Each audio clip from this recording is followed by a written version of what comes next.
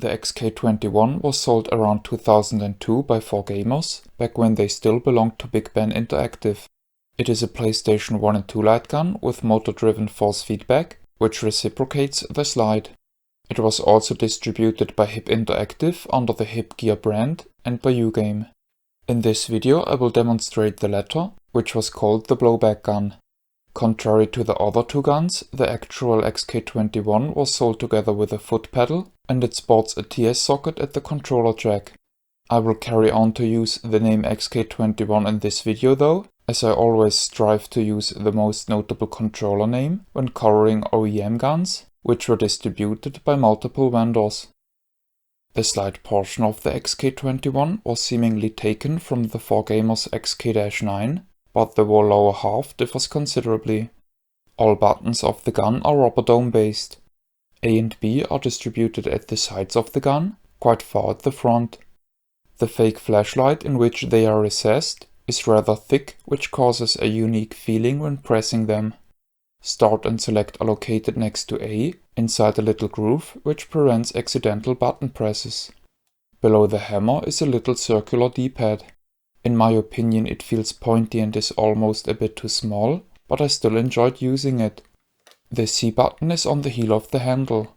Normally I appreciate heel buttons a lot, but unfortunately this one is a bit stiff and not very responsive. I can press the button at the corners without closing the electronic contacts. Next to the B button are the switches for the gun and fire modes. Normal, auto fire, auto reload and auto fire plus auto reload are the available choices. The magazine capacity is 6 shots. Another switch toggles the force feedback on or off. The XK21 has a slide moving recoil mechanism. It is electromotor driven, fast acting, moderately strong and somewhat loud. Overall I like it a lot and I think it is a great improvement over rumble based force feedback, but compared to the Logic 3 P99L or solenoid driven guns, it lacks in strength. Visually the XK21 appeals to me. Sadly, the thumb cutout seems to be at a strange location. If the grip is held comfortably, the sides don't line up.